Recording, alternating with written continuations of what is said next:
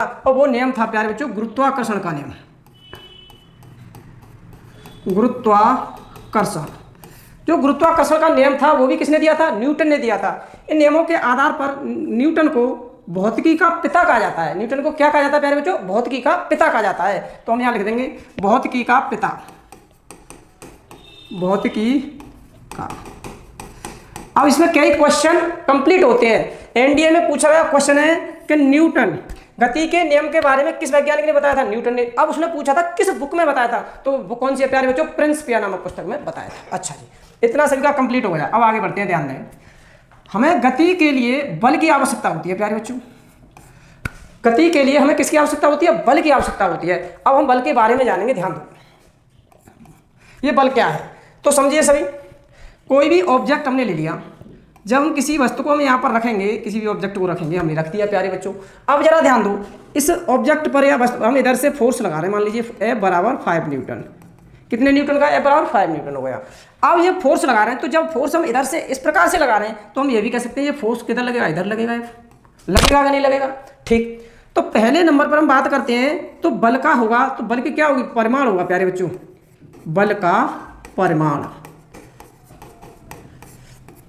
अब इतना हमें क्लियर हो गया कि बल का परिमाण होगा।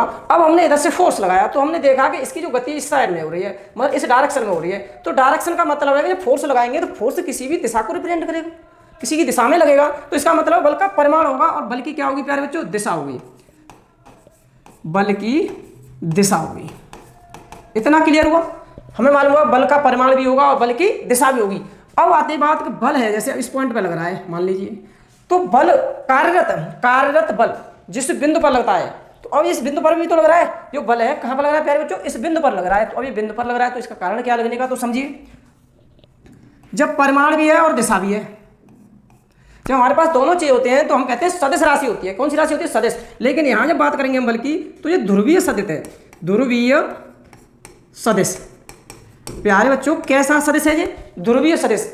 अब ध्रुवीय सदिश क्यों है ये? अब हमसे क्वेश्चन बनता है ध्रुवीय सदिश है तो क्यों है ये? तो हम कहेंगे इस पर अनुप्रयोग बिंदु होता है। कौन सा बिंदु होता है प्यारे बच्चों? इस पर जो बिंदु होता है वो अनुप्रयोग बिंदु होता है। जो हमने कहा कि इस पर एक ध्रुवीय सदिश है। ध्रुवीय सदिश होता क्या है प्यारे बच्चों? इसे जानो कि किसी भी बिंदु के, किसकी बात करें हम? किसी भी बिंदु की, इस बिंदु के अकॉर्डिंग कोई भी कार्य करे। तो जो फोर्स है, जो फोर्स लग रहा है इस बिंदु पर, इस प्रकार से लग रहा है, तो इस बिंदु पर ही तो एक्टिव है। जो फोर्स एक्टिव है, कार्यरत है, वो कहाँ है? इस बिंदु पर ही तो कार्यरत है प्यारे बच्चों। तो हम आगे देख पा रहे हैं कार्यरत बिंदु पर, ध्यान दें, कार्यरत बल बिंदु की स्थिति पर निर्भर करता है। प्यारे बच्चों समझो, जो ध्रुवीय सदिश है वो एक्टिव होता है किसी भी बिंदु पर। तो ये फोर्स है, तो हम फोर्स लगा रहे हैं तो ये किसी बिंदु पर ही तो लग रहा है। जब बिंदु पर ये फोर्स लगेगा तो ये क्या? कार्यरत बल बिंदु की स्थिति पर निर्भर करता है। किस पर निर्भर करेगा? बिंदु की स्थिति पर निर्भर करता है। इतना समझ में आ गया प्यारे बच्चों? आगे बढ़ते हैं समझ। अब जानते हैं बल की परिभाषा। बल की परिभाषा, अब बल की परिभाषा हम 9th और 10th और फर्स्ट में ऐसे तो पढ़ेंगे नहीं। हम तो टेक्निकल का जमाना, टेक्निकल की तैयारी कर रहे हैं, तो हम तो टेक्निक से ही परिभाषा जानेंगे। तो समझिए प्यारे बच्चों कैसे टेक्निक से हम परिभाषा जानते हैं, इसे समझिए सभी। कोई भी ऑब्जेक्ट या कोई भी वस्तु इस जगह पर रखी हुई है प्यारे बच्चों, जब इस वस्तु पर हम कोई भी फोर्स लगाते हैं तो ये वस्तु थी यहाँ पहले किस अवस्था में थी? रेस्ट की अवस्था में थी प्यारे बच्चों। जैसे हमने फोर्स लगाया तो ये बस इस जगह आ गई, ये ऑब्जेक्ट है इस जगह आ गया प्यारे बच्चों। तो ये कौन सी अवस्था में हो गया? मोशन की अवस्था में हो गया। जब ये मोशन की अवस्था में हो गया प्यारे बच्चों और गति की अवस्था में हो गया और ये विराम की अवस्था में है, तो यहां से यहां तक इसकी क्या हुई? स्थिति में क्या हुआ प्यारे बच्चों? परिवर्तन हुआ। स्थिति में क्या हुआ? परिवर्तन। स्थिति में परिवर्तन। अब जरा ध्यान देना, अब यही बल की परिभाषा है। किसी वस्तु की स्थिति में परिवर्तन हो जाना ही क्या कहलाता है? बल कहलाता है प्यारे बच्चों। देखिए रेस्ट से कहां पर आ गया? मोशन पे आ गया। तो मोशन में आया तो हमने किस में परिवर्तन किया? स्थिति में परिवर्तन किया। यही क्या होता है? बल होता है। इसे ढंग से समझना। यहाँ से 1 या 2 क्वेश्चन एनडीए में पूछे हुए क्वेश्चन है जो कि मैं आज क्लियर कराऊंगा आपको। ध्यान देना। सभी बस इतना कह देते हैं कि ये स्थिति में परिवर्तन कर दे, यही क्या कहलाता है? बल। नहीं, बल में बहुत कुछ है, समझो बल को ढंग से। पहला पॉइंट, अगर स्थिति में परिवर्तन हो रहा है, मैंने मान लिया परिवर्तन हो रहा है, अगर यहाँ पर जो वेलोसिटी है, वेग है, जो क्या कर दें हम कांस्टेंट कर दें, वेग को अगर हम कांस्टेंट कर दें या वेग को हम एक समान चाल से कह दें, तो क्या यहाँ पर बल कार्य करेगा? तो हम कहेंगे एक समान वेग से जाने पर बल कार्य नहीं करता। अब प्यारे बच्चों, बल कार्य नहीं करता तो क्यों नहीं करता, इस बात को समझिए। जो वेग है हमारे पास कांस्टेंट है, जब वेग कांस्टेंट होगा तो नेट एक्सेलरेशन निकालेंगे हम, तो ये हमारे पास कितना हो जाएगा? 0 हो जाएगा। जब नेट एक्सेलरेशन 0 हो जाएगा तो F बराबर होता क्या प्यारे बच्चों? ma। जब हम नेट फोर्स निकालेंगे तो F बराबर ma, m तो ऐसे ही रहेगा, एक्सेलरेशन कितना हो गया? 0। तो इसका मतलब क्या है प्यारे बच्चों? नेट जो फोर्स होगा हमारे पास वो कितने के बराबर हो जाएगा?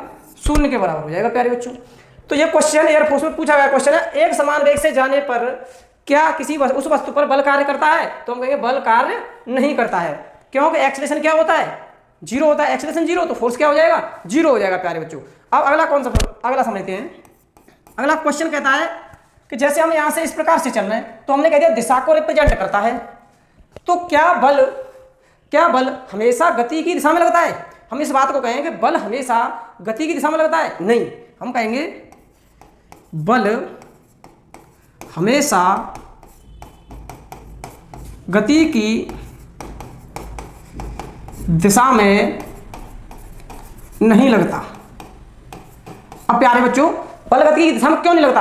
अब हम किसी वस्तु को इस प्रकार से ढकेल रहे हैं, हम इस प्रकार से ये पेन है, हम इस प्रकार से इस पर ताकत लगा रहे हैं और ये अपनी ताकत इधर लगा रही है, तो अब क्या मालूम है कि हम इधर से बल लगा रहे हैं, इसके सापेक्ष हम इधर की तरफ आ जाएं, तो इसका मतलब बल, अब मान लीजिए ये हमारे पास कोई भी ऑब्जेक्ट दे दिया हमें, ये अब ऑब्जेक्ट पर हम फोर्स इस प्रकार से लगा रहे हैं, तो ये तो थीटा कोण बनाते हुए लग रहा है, तो अब इस प्रकार से लगाएंगे तो बल तो हम इस प्रकार से लगा रहे हैं, बल तो हम ऊपर की तरफ लगा रहे हैं, लेकिन खिंच के तो इस प्रकार से आ रहा है, तो क्या यह बल की दिशा में गति हो रही है? नहीं हो रही है। सपोज करो बल हम इधर की दिशा लगा रहे हैं, तो ये इधर ही तो आएगा, अब कह सकते हैं हम बल की दिशा में हो रही है। तो प्यारे बच्चों, बल हमेशा गति की दिशा में नहीं लगता है। हाँ लगता है, पर जरूरी नहीं है कि बल हमेशा गति की दिशा में ही लगे, ये जरूरी नहीं है। अगला पॉइंट समझिए प्यारे बच्चों, जो इंपोर्टेंट क्वेश्चन। अब सपोज करो ये जो हमारे पास वेग है, वेग में क्या हो? चेंज हो जाए। जब वेग चेंज होगा, वेलोसिटी चेंज, जब वेग में परिवर्तन होगा तो प्यारे बच्चों में क्या प्राप्त होगा? एक्सेलरेशन प्राप्त होगा। जब एक्सेलरेशन किससे प्राप्त हो रहा है? बल की परिभाषा से। तो हम ये भी कह सकते हैं कि बल की परिभाषा से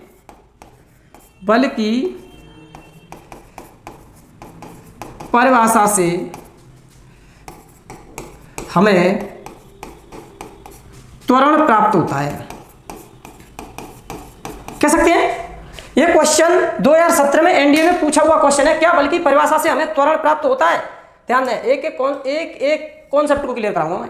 तो मैंने लिखा बल की परिभाषा से हमें क्या प्राप्त होता है? त्वरण प्राप्त होता है। बल हमेशा गति की दिशा में कार्य करता है? नहीं करता है प्यारे बच्चों। एक समान वेग से जाने पर बल कार्य नहीं करता है। इन कॉन्सेप्टों को ध्यान में रखते हुए चलो, बिल्कुल कि कोई भी कॉन्सेप्ट छूट नहीं जाए प्यारे बच्चों। एग्जाम आए, मैंने देखा है कि जितने भी बच्चे एग्जाम देते हैं, तो मैंने देखा है कि फिजिक्स में बच्चे तैयारी कर रहे हैं, 2-2 साल हो गए बच्चों को तैयारी करते हुए प्यारे बच्चों, और बच्चे के नंबर कितने आ रहे हैं? किसी के 3 आ रहे हैं, किसी के 4 आ रहे हैं, किसी के 5 आ रहे हैं। तो प्यारे बच्चों, मैं कहना चाहता हूँ जितने भी ऑफलाइन टीचर पढ़ाते हैं, मान लीजिए मेरे कॉन्सेप्ट को उनकी अपनी कॉपियों से तो मिलाइए कि कितने कॉन्सेप्ट कराए आपको, जब तो मालूम होगा कौन क्या करा रहा है। तो प्यारे बच्चों, एक कॉन्सेप्ट के साथ पढ़ाऊंगा, विद ट्रिक के साथ पढ़ाऊंगा। ज़्यादा से ज़्यादा मेरी वीडियो को शेयर करें और लाइक करें, ज़्यादा से ज़्यादा बच्चे जुड़ जाएं।